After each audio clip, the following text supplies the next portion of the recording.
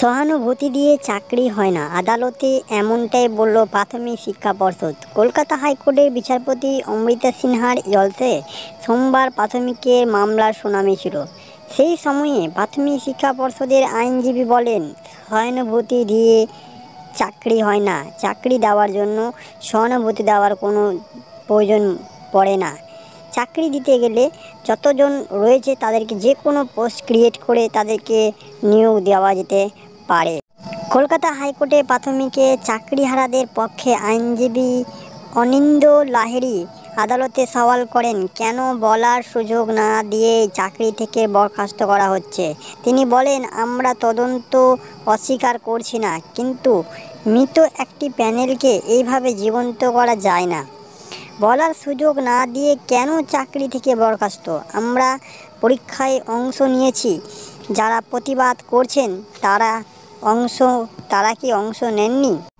2016 সালের প্রাথমিকের প্যানেল ফের আদালতে নিয়ে আসতে হবে বলে বোর্ডের উদ্দেশ্যে বিচারপতি বলেন, একবার যদি প্রকাশিত হয় তাহলে বারবার কেন হবে না?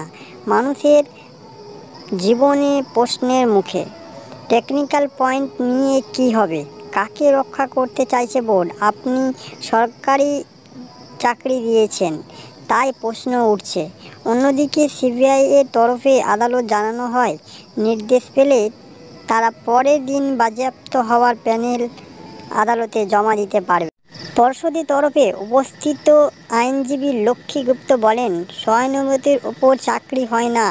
তখন বিচারপতি পাল্টা প্রশ্ন করেন, তাহলে যাদের বয়স উত্তীর্ণ হয়ে গেছে তারা কি করবেন? তখন পর্ষদের আইনজীবী লক্ষ্মী গুপ্ত বলেন, 2020 সালে এবং 2022 সালে নিয়োগ হয়েছে। 2020 সালের ওপর স্থগিতা দিয়েছে শীর্ষ আদালত। সিবিআই তদন্তে 96 জনের ভুয়ো নিয়োগ পাওয়া গিয়েছে। আদালত সিবিআইকে তদন্ত ভার দিয়েছে। সিবিআইকে তদন্ত শেষ করতে নির্দেশ দেওয়া হোক, কারণ পুরো 32,000 নিয়োগই বেআইনি এবং সেই জায়গায় নতুন চাকরি দিতে হবে। সেটা হতে পারে না, কোনো অতিরিক্ত নিয়োগ হয়নি। আশা করি তোমরা সেই তথ্যটা বুঝতে পারছো। সম্পূর্ণ তথ্য তোমাদের সামনে নিয়ে এসেছি। তো কি ব্যাপারটা রয়েছে এবং কি রয়নি সেই সমস্ত তথ্য তোমাদেরকে এই ভিডিওর মধ্যে দিয়ে দিলাম। এখনও নিয়োগ পরিকল্পনা নিয়ে চলতে আছে, দেখা যাক নেক্সট আপডেটে কী আসছে। Thank you.